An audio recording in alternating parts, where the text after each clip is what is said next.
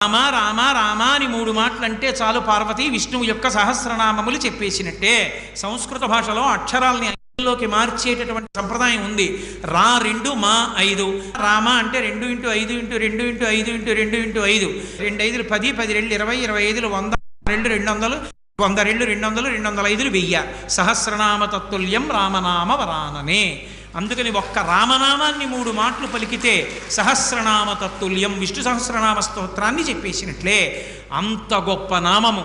ఆ నామాన్ని ఎలా పలకచ్చు అని అడిగారు. బిడ్డ పేరు పెట్టి పిలిచిననైనా, ఏదో ఎకసక్కంబునకైన పద్య గద్య గీత భావార్థములనైనా కమలనయను పిలువ కలుష హరము.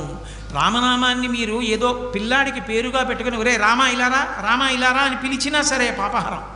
బిడ్డ పేరు పెట్టి పిలిచిననైనా, మధ్యలో ఏదో ఆటలాడుకుంటూ రాముడు లక్ష్మణుడు అని